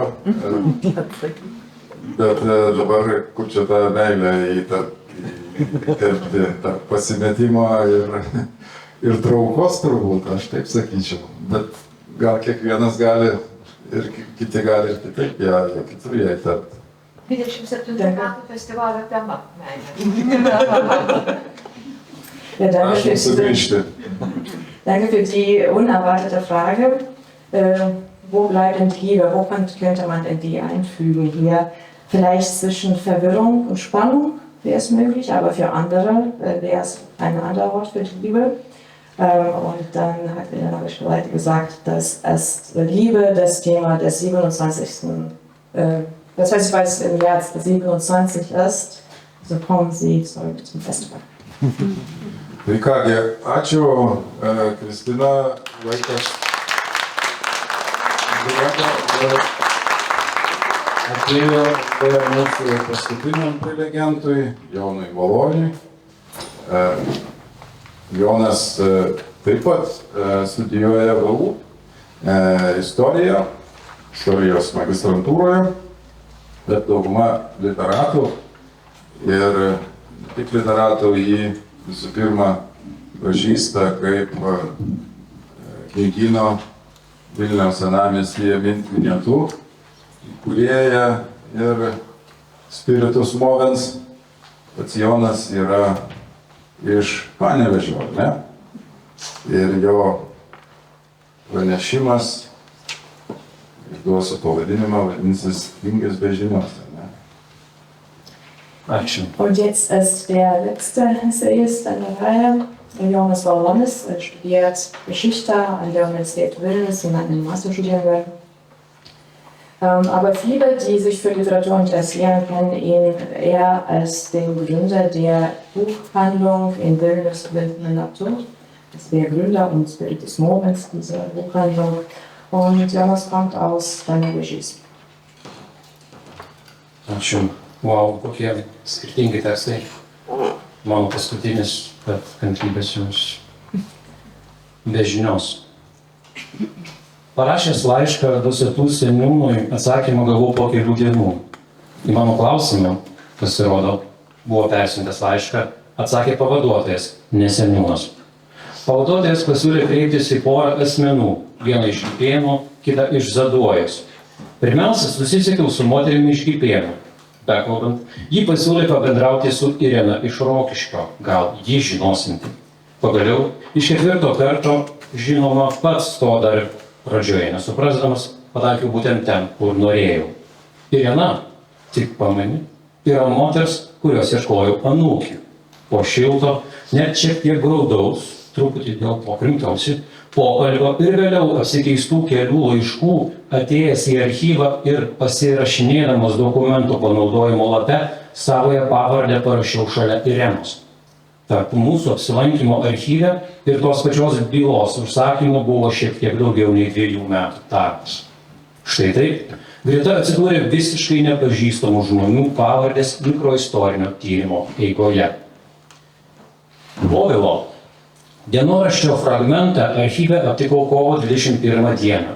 Kitą dieną pradėjau teksto perrinkimą. Šiuo metu, gegužės 11 dieną, esu perrašęs visą dienoraštį, parengęs tekstologinius bei dalykinius dokumentus, komentarus, parašęs publikacijos įvadą. Liko tik keli patikslinimai. Išlikę dienoraščių įrašai apima laikotarpį nuo 1944 sausio 23 iki gegužės 18 dienos. Kiekvieną dieną, gyvendamis tomis pačiomis dienomis, kaip ir prieš 81 metus, dienoraščio autorius sugebėjau taip įnikti į Povilo asmenybę, kad net pradėjau jį mėgdžioti. Visų pirma, savo dienoraštį. Neįtikėtina, kaip gali paveikti kito elgesys po šitiek laiko. Įdomiausia, kad to dienoraščio aš net neieškojau. Ieškojau agento smogiko, kuris dar prieš juo tapdamas 19-metis registravosi į Lietuvos vietinę rinktinę. Manau, rasęs jo pavardę šauktinių sąrašuose. Deja, tada ir užkliuvo akis už pradžios mokyklos mokytojo, jaunesniojo leitenanto Povilo Anėno dienoraščio bylos. Nors nėra čia kuo stebėtis, istorikui įprasta užkliūti. Negaliu paaiškinti, iš kur atsirado toks įprotis, bet visuomet, kai skaitau kokį nors praeities dokumentą, pažiūriu, ką būtent tą dieną, kurią skaitau dokumentą, veikia autorius ir ar kas apskritai parašyta. Matyt, iš noro save sutapatinti su praėjusiu laiku ir taip pajausti, jei tai iš vis įmanoma, ryšį. Taigi, iš pat pradžių suprasdamas, koks tai svarbus ego dokumentas, nenuosekliai vartydamas puslapius, skaityddamas tai ten, tai šiandien, atsiverčiau kovo 21 dienos įrašą. Pamenu, apėmė keistas, įtartinai pažįstama būsena. Keliomis dienomis vėliau Perskaitęs visą dienoraštį nuosekliai pasijutau taip pat. Pataikiau į tokios dienos įrašą, kai nieko nevyksta. Povilas, šiaip mėgstas pasivartyti, pabudo ir kėlėsi 6 val. Ryto. Papusryčiavęs, paskaitė, matyti laikraščius. Užrašė dienoraštį ir toliau tęsė vakar pradėtą laišką naujam Pakėvio pradžios mokyklos mokytojui. Baigęs laišką, pradėjo skaityti Bernardo Brazdžionio Per pasaulį keliaujantis žmogus. Nuo 1 iki 16:15 numigęs toliau skaitė iki vakarienės. Taip visą dieną ir neišėjęs į orą. Miegoti nuėjo 22:30. Viskas. Neatsimenu, pagalvojau, iš archyvo taksi vykdamas į darbą, kada paskutinį kartą visą dieną skaičiau knygą. Iš tikrųjų, palyginus su kitais įrašais, kovo 21 nihil specialė. Bet kodėl toks jausmas lyg šiame įraše slypi didesnis atradimas istorikui, nei pavyzdžiui tame, kur minimas pirmas kritęs Lietuvos vietinės rinktinės karys. Perskaitęs dienoraštį dar kelis kartus pradėjau ieškoti pagalbinių šaltinių. Išknisos visus archyvus, dar ir dabar, tai yra rytoj laukiu laiško iš VDU švietimo akademijos ir skambučio iš Onuškio Donato Malinausko pagrindinės mokyklos. Mat Povilas baigė Vilniaus pedagoginį universitetą, o vietinės rinktinės 303 bataliono kuopa, kurią priklausė jis, buvo dislokuota Onuškyje. Kai supratau, koks Povilo likimas, tiksliau įspėjau, nusprendžiau paiešką suintensyvinti. Iki šiol, sprendžiant iš surastų pagalbinių šaltinių informacijos, galiu pasakyti, kad mano tikėjimas mane išgelbėjo. Peržengęs dienoraščio laiko ribas, ištraukiau Povilą iš nežinios. Trumpam, bet ir to pakanka. Telefonogramą, kurią Povilas perskaitė Pakėvio pradžios mokyklos vaikams, įpareigojančią Vaiguvos Viršaitį perduoti Povilui, kad jis kovo 17 dieną turi nuvykti į Marijampolę ir prisistatyti 303 bataliono vadui, Povilas pasiliko savo ir visur kartu vežiojasi. Jis ją žodis į žodį perrašė dienoraštyje, bet ir ji pati yra išlikusi. Tiesa, kai kurie vaikai verkė išgirdę, kad jų mokytojas išvyks, tačiau reikia manyti, kad kariška disciplina ir drausmė pasireiškusi kasdienių mokinių palikinėjimų po pamokų ir Vaižganto kalimu nepakenkė mokytojo autoritetui. Vaikai tikėtina prisiminė slidinėjimus ant tvenkinio gimnastikos pamokų metu ar iki paraudonavimo žaista užsitarškint, o gal chrustus. Išsiaiškinti, kaip telefonograma ir dienoraščio išplėšti lapai privati Povilo nuosavybė, o Povilas nuosavybės klausimų buvo itin jautrus, pateko į archyvą, buvo pagrindinis akstinas vedęs paieškos rezultatų link. Archyvo bylų pažymos standartinis paaiškinimas, dokumentų įsigijimo šaltinis ir perdavimo į valstybės archyvų sistemą data nenustatyta, tai reiškia, kad jie patys nežino. Pasitikint ir pasitenkinant tokiu paaiškinimu galime tik susinervinti, kaip ir Povilas, tą kartą, kai žygiuojanti kuopa nedainavo. 36 metais, 20 metais, baigęs Šiaulių valdžios berniukų gimnaziją su privalomu komercijos dalykų dėstymu, tai paaiškina kainų fiksavimą dienoraštyje. Negaudamas darbo, po metų Povilas įstojo į pirmojo Lietuvos prezidento karo mokyklą Kaune. 38-aisiais mirus tėvui Povilas tampa šeimos galva. Atsakomybė už motinos, 2 seserų ir brolio išlaikymą krenta ant jo pečių. Todėl tais pačiais metais, baigęs karo mokyklą, iš karto įstoja į Respublikinį pedagoginį institutą Klaipėdoje. 39-aisiais kovo 23 dieną vokiečiams užėmus Klaipėdą institutas perkeliamas į Panevėžį, o tų pačių metų lapkričio 27 į Vilnių. 40-aisiais, paskutinę Lietuvos vasarą, Povilas baigė pedagoginį institutą Vilniuje, įgydamas pradžios mokyklos mokytojo kvalifikaciją. Mokymosi laikas Panevėžyje paženklintas svarbiu sprendimu. Povilas pasikeičia pavardę. Ar šį sprendimą buvo lengviau priimti po tėvo mirties, ar pirmo paso gavimo proga lėmė tokį poelgį, joks istorinis dokumentas išsiaiškinti nepadės. Rodos, kad ir dienoraščio Povilas tada dar nerašė. Iš išlikusių dienoraščio fragmentų žinome, kad anksčiausiai įrašai padaryti 42 metais. Visgi oficialu, Povilas Ananjevas pakeitė pavardę į Anėno ir dailiai sujungdamas P ir A raides, pasirašinėjo užrašydamas pilną naują pavardę. Vėlesni archyviniai dokumentai atskleidžia ir daugiau detalių apie studijavimo Panevėžyje laikotarpį. Jie svarbus ne tik bandant užčiuopti besiformuojančius Povilo asmenybės bruožus, bet ir padėjo surasti jį fotografijoje. Visų pirma, reikia paminėti, nors žinių apie tiesioginį bendravimą nėra, kad kursų vyresnis Panevėžyje ir baigęs institutą buvo Adolfas Ramanauskas, vėliau tapęs Lietuvos partizanų vadu Adolfu Ramanausku Vanagu. Vyrai be abejonės buvo pažįstami. Povilo pirmą baigusio karo mokyklą, o po to pedagoginį, ir Adolfo pirmą pedagoginį, ir iškart po to karo mokyklą likimai parodo sąmoningų Lietuvos jaunuolių mentaliteto pavyzdį. Jų abiejų profesinio kelio pasirinkimas, mokytojavimas, o tada pasipriešinime ištikęs likimas ženklina tragiškus okupuotos Lietuvos įvykius. Nepaminėjęs, kad studijuodamas priklausė Šaulių sąjungos instituto būriui, Povilas melavo 41 metų pateiktoje biografijoje Zarasų apskrities kariniam komisariatui, prašydamas tapti karinio parengimo mokytojų pradžios mokyklose. Matyt, jau buvo pasimokęs apie tai, užsimindamas mokytojo anketoje metais anksčiau. Vietoj to, biografijoje kirilica įrašė korporacijos, kuriai priklausė lotynišką pavadinimą – Terra Samogitia.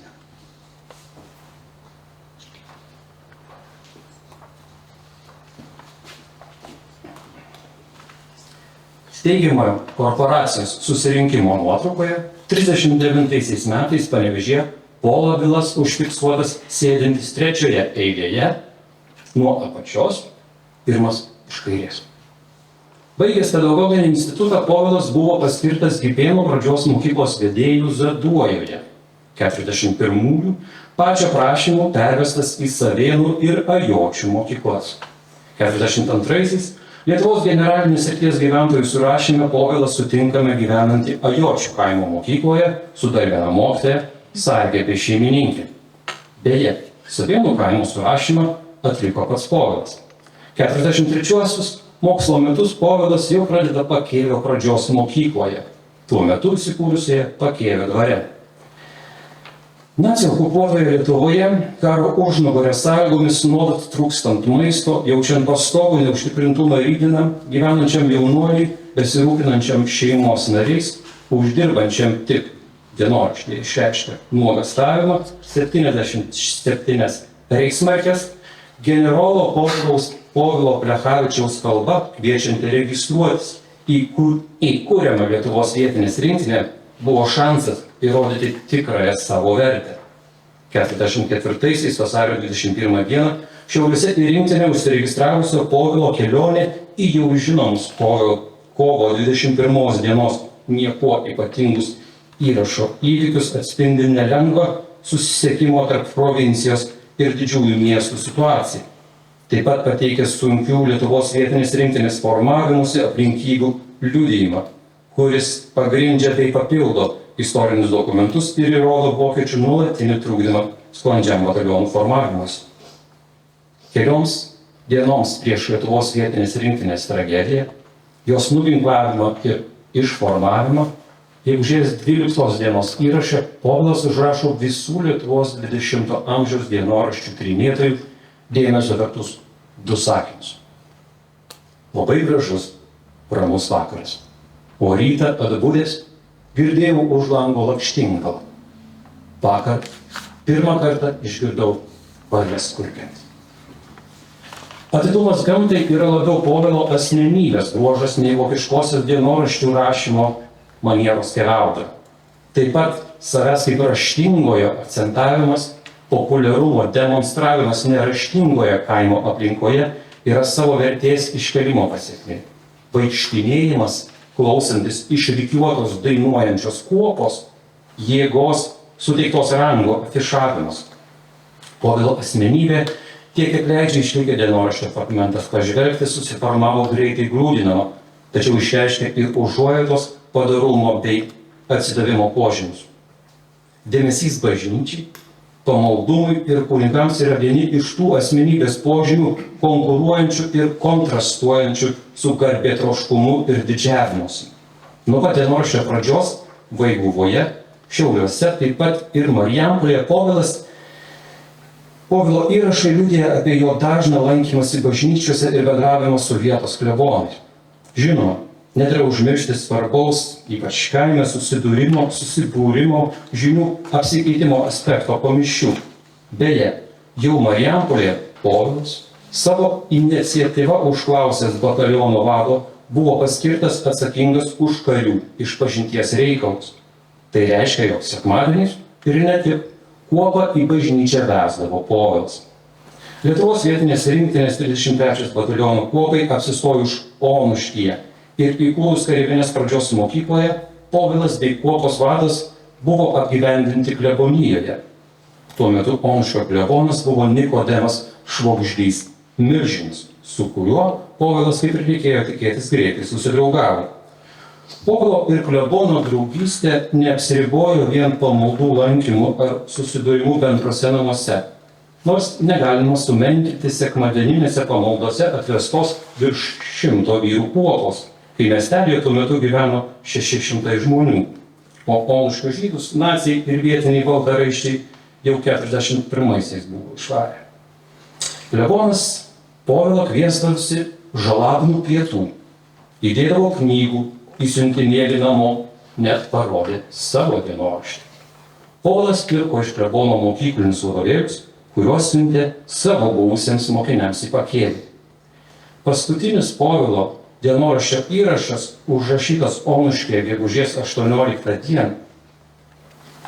Iš jo sužinome, kad Povilas, tikėdamas išvykti, pakavosi daiktus. Deja, tolimesni įvykiai privertė Povilą visą savo turtą palikti klebonijoje ir greičiausiai paties klebono žinioje skubiai jam įbrukti nebuvo tokie, kurie būtų galėję pasakyti kur. Štai ir viskas. Daugiau jokių žinių apie Povilą Anėną po jo paties dienoraščio įrašo nėra. Neminimas Povilas nei vienoje Lietuvos vietinės rinktinės istorijos knygoje, nei vienose kitų rinktinės narių prisiminimuose. Šioje mikroistorinio tyrimo vietoje teko visą dėmesį sutelkti į pagalbinius šaltinius, kaip ir Povilui atsisukti į bažnyčią. Pasirodo, Onuškio klebonas Nikodemas Švogždys Milžinas paliko milžinišką rašytinį palikimą, saugomą Kaišiadorių vyskupijos kurijos archyve. Iš 6 tomų autobiografinio pasakojimo Mano gyvenimo pasaka atsivertę 3 tomą apie klebonavimo laikotarpį Onuškyje, skyrių 44 metų pavasaris, rasime liudijimą apie Plechavičiukus. Klebonas prisimena rinktinės kuopos įsikūrimą Onuškio mokykloje, bet gerų žodžių jiems gaili, liūdna, bet šilti santykiai užfiksuoti Povilo dienoraštė neatsispindi Milžino raštuose. Dėmesio jų draugystei taip pat nėra, bet svarbu ne tai. Svarbu, kad Milžinas pasakoja vieną iš galimų Povilo kelių į nežinomybę. Vieną rytą Onuškio mokyklą, kurioje buvo kareivinės, apsupo vokiečių kariai, atvyko ir tankas. Vieni jų pasidavė, prisimena Milžinas, kiti rašo, pabėgo dar naktį. Iš tiesų nepabėgo, o Povilo ir kito karininko buvo išsiųsti į Rūdiškes. Dar keli, padedami klebonijos tarnaitės, pasislėpė bažnyčioje ant lubų. Sunku suprasti, kaip kartais istoriką paveikia surasta informacija. Iškart supratau, kad Povilas nebuvo vienas iš tų pasislėpusių bažnyčioje, nors jam tai būtų taip tikę. Po paros, naktį apvilkusi civiliais drabužiais, tarnaitė išvedė juos miškan, tikėtina, kad slapstydamis jie išgyveno. Milžino pasakos patvirtino mano būgštavimus dėl Povilo likimo, tačiau jos nebuvo lemtingos nuomonės susiformavimai. Atsakymas turiu pripažinti slypėjo visada panosė, tiksliau prieš akis, prieš 5-mečio akis. Tuo metu Onuškio mokyklos vedėjas ir mokytojas, su kuriuo irgi bendravo Povilas, buvo Aleksandras Naudžiūnas, kartu su žmona, taip pat mokytoja bei sūnumi Algimantu, jie gyveno mokykloje. 5-mečio mokytojo sūnaus atsiminimai apie tanką prie mokyklos buvo stipresni. Jo atsiminimuose tikiu užfiksuotas povilas. Čia patikiu pilną ištrauką iš Onuškio Valsčiaus monografijos, kurioje jau po daugelio metų, būdamas 76, kuopos nuginklavimo prisimena Algimantas. Citatos pradžia, man, 5 metų vaikui, atmintinis strigo tragiškas lietuvių kareivių kuopos nuginklavimas Onuškio miestelyje. Iš vakaro atskrido vokiečių žvalgybinis lėktuvas ir žemai suko ratus virš miestelio ir virš mokyklos. Po kitos dienos ankstų rytą pamatėme nuo Trakų pusės atvažiuojant vokiečių motociklininkus, tanką ir virtinę mašinų su vokiečių kareiviais. Tėvai suprato, koks reikalas, ir kadangi gyvenome bute mokykloje, viską palikę skubiai išbėgome į kitą gatvės pusę prieš mokyklą. Tankas sustojo prieš mokyklą, atsukęs vamzdį mokyklos salės 2 aukšto langus. Vokiečiai atkišę automatus išsirikiavo 2 eilėmis nuo mokyklos durų iki sunkvežimių, sudarydami platų koridorių, o motociklininkai su kulkosvaidžiais priekopose visą laiką patruliavo miesto gatvėmis. Tuo tarpu vienas lietuviškos kuopos kareivis priešais tanko vamzdį atsidaręs mokyklos salės langą, pasidėjęs veidrodėlį, ramiausiai skutosi. Tarytum aplinkui visiškai nieko nevyksta, o jam šiuo metu svarbiausia švariai nusiskusti barzdą. Rinktinės kareiviai, lietuviai po vieną ėjo pro vokiečius, į vieną buvo metę šautuvus, į kitą nusisektus diržus su šovinių dėtuvėmis ir lipo į sunkvežimis. Fašistų kareiviai atvedė klebonijoje gyvenusi jau civiliais apsirengusi kuopos vadą. Sunkvežimis išsirikiavo. Mašina vokiečių, mašina lietuvių kareivių, mašina vokiečių ir taip toliau. Ir pajudėjo Trakų kryptimi. Jokių incidentų nebuvo. Taip nuginkluota Plechavičiaus vietinės rinktinės kuopa Onuškė, nepanorusi kovoti fašistinės Vokietijos pusėje. Jų tikslas buvo nepriklausoma Lietuva. Citatos pabaiga. Ne kuopos vadas civiliais rūbais buvo apsirengęs, o povilas, kuriam persirengti buvo daug labiau įprasta nei kuopos vadui jaunesniajam leitenantui Vytautui Bacevičiui, kuris beje, likvidavus vietinę rinktinę, slapstėsi ir įstojo į partizanus. 45-aisiais buvo suimtas, 46-aisiais lapkričio 26 nuteistas mirti ir sušaudytas. Kaltai jis buvo vienas iš tų pasislėpusių bažnyčioje. Iš Onuškio povilas buvo nuvežtas į Trakus, iš jų greičiausiai ir Vilnių. Jei povilas nebuvo tarpe tų 12 vyrų, kuriuos vokiečiai sušaudė gegužės 21 Paneriuose, jis buvo išvežtas į vieną iš Vokietijos aerodromų ar fabrikų dirbti, arba pateko į Oldenburgo koncentracijos lagerį kartu su kitais 982 kariais. Dabar, gegužės 17 dieną, parai likus iki povilo paskutinio dienoraščio įrašo, svarstau, ar tikrai pakanka to, kad ištraukiau povilą iš dienoraščio slėpinio ir patalpinau į dar platesnėje dingimo be žinios skalėje. Manau taip, juk susiaurinau galimus kelius. Išnirusiame dienoraščio laike, pergyvenęs povilo patirtis, apsilankęs Vaigaugoje, Onuškyje, jau ir pirmą kartą šį pavasarį išgirdęs varles, tikiu peržengiau pažinimo ribas į savo gyvenimą, atrasdamas naujas pažintis bei potyrius. Dabar tik nerimauju, apie ką susirašinėjo povilas ir Irenos močiutė.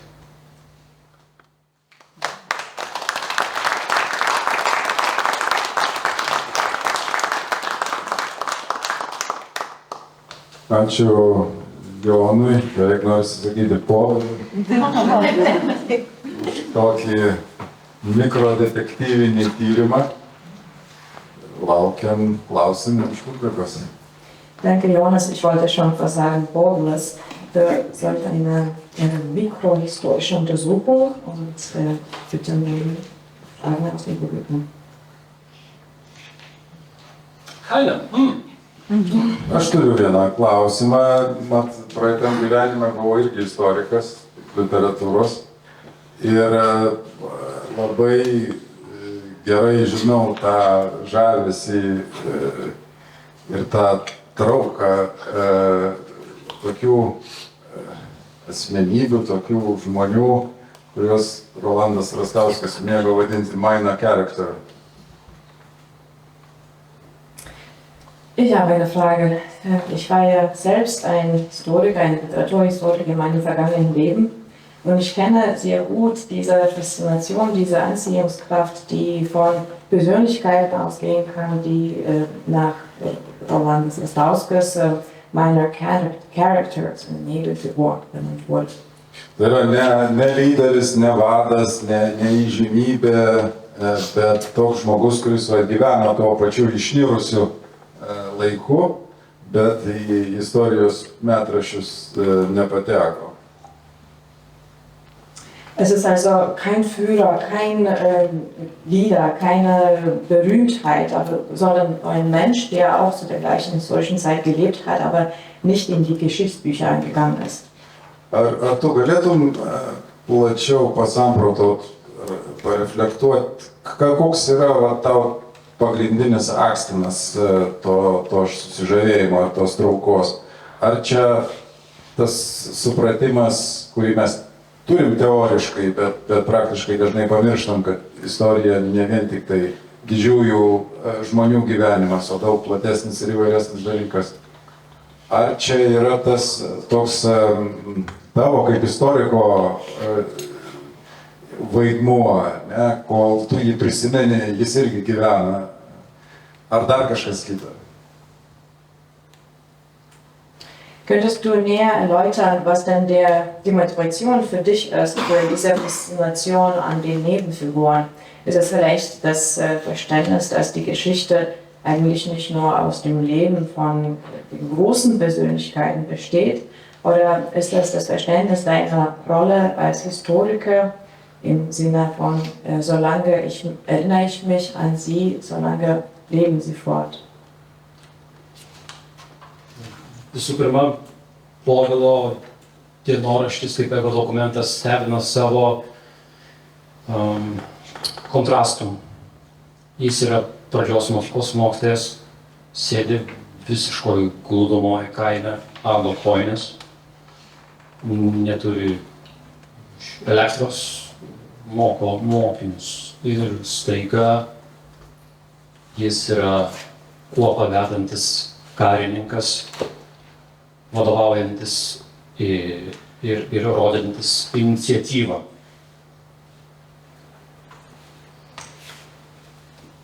Das Tagebuch von Borelas fasziniert schon durch seine Kontrasten.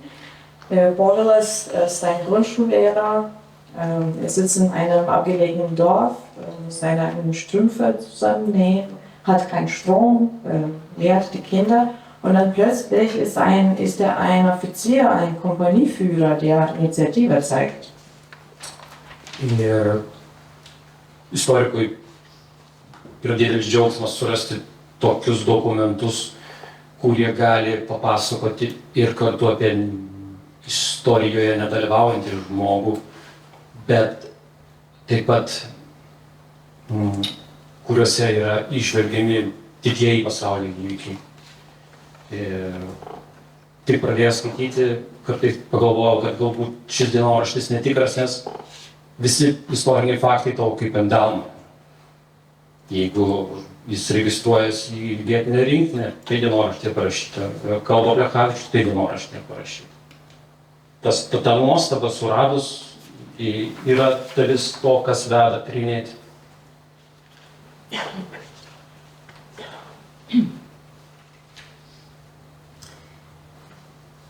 Für einen Historiker ist es eine sehr große Freude, solche Dokumente zu finden, die von der Geschichte von Menschen erzählen, die eigentlich nicht wirklich Teil der Geschichte sind,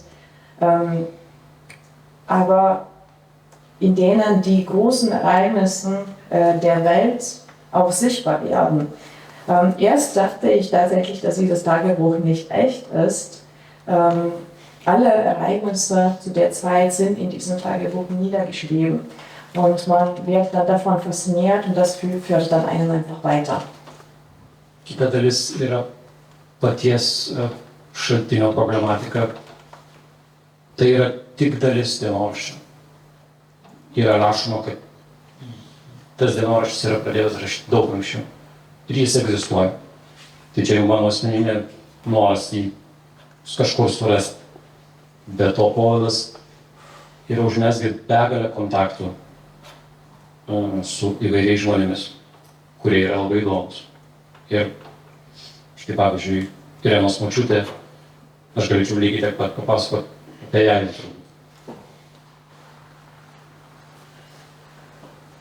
Die andere Seite ist die Problematik der Quelle.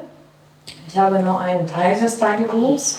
Er hat schon viel früher angefangen, das Tagebuch zu schreiben und das existiert voll und es ist mein persönlicher Wunsch, den Rest des Tagebuchs zu finden. Darüber hinaus hatte Povilas sehr viele Kontakte zu sehr interessanten Menschen, zum Beispiel zu der Großmutter von Irena, und über sie könnte ich eigentlich auch sehr viel erzählen. Proszę. Bitte?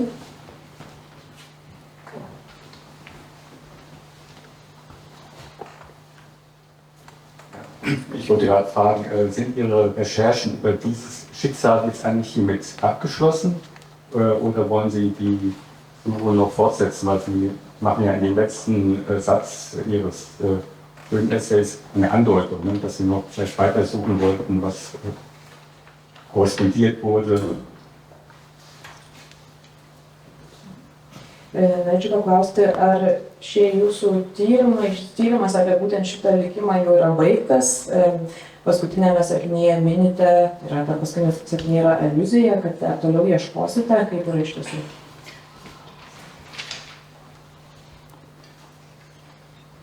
Po dienoraščio publikacijai yra viskas paruošta, bet tyrimas čia nesustoja. Kaip minėjau, kadangi noriu surasti Povilo dienoraštį, tai po dienoraštį parašyta, kad yra tokia birutė, gyvenanti Sarasuose, kuriai Povilas siunčia savo dienoraštį, tai dabar man reikia surasti tą birutę. Šimtų biručių. Tai tokio štai sudėtingumo darbas laukia. Die Publikation, die Ausgabe des Tagebuchs für die Veröffentlichung steht schon bereit, aber meine Untersuchung endet nicht hier. Ich möchte, wie schon gesagt, die restlichen Teile des Tagebuchs finden. Im Tagebuch wird eine Birute erwähnt aus Sarasei, an die Povilas ihr Tagebuch geschickt hat. Jetzt muss ich also diese eine Birute aus hunderten Birute finden. Das ist keine leichte Aufgabe. Ir kągi, padėkokim Jonui ir palinkėkim jam sėkmės publikuojant dienoraštį ir ieškant birutės.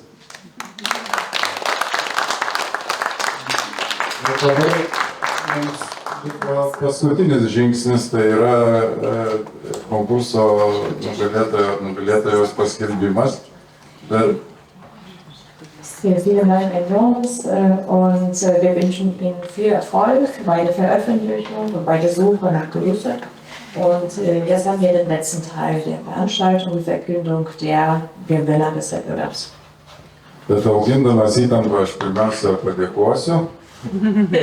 Ich möchte jetzt aber noch die Spannung wachsen lassen und daher bedanke ich mich erst.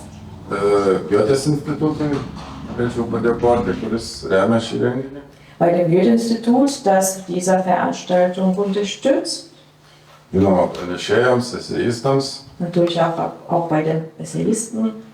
Ir žinoma, jums, miela publika, kad atėjot, už kantrybę. Und auch bei Ihnen, liebes Publikum, dafür, dass Sie gekommen sind und für Ihre Geduld. Klausimus. Und für Ihre Fragen. Taip, o dabar žiūri verdiktas, kuris yra suformuluotas šitaip. Und nun das Urteil der Kommission ist folgendermaßen formuliert. Šiais metais konkurso žiūri nusprendė išryškinti formos ir turinio prasme labai skirtingus tekstus, neieškodama jų tarpe nugalėtojo ir palikdama Tomo Mano festivalio publikai galimybę pasimėgauti esė ir patiems surasti savąjį favoritą.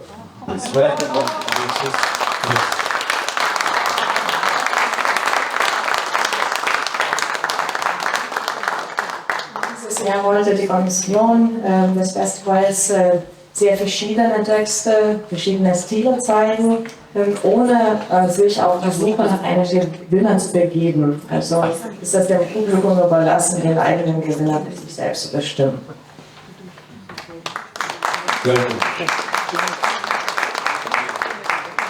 Grazie.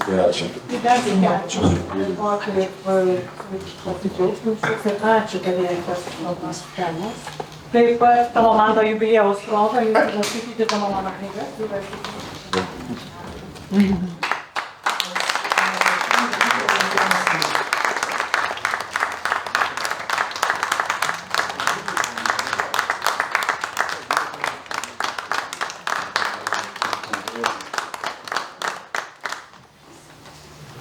Na ir pats paskutinis skelbimas, kviečiu jūs į kitą mūsų festivalio renginį, kuris vyks 4, ar ne?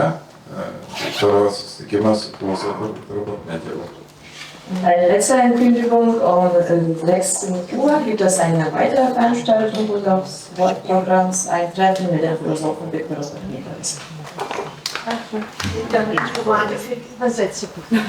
Vielen Dank.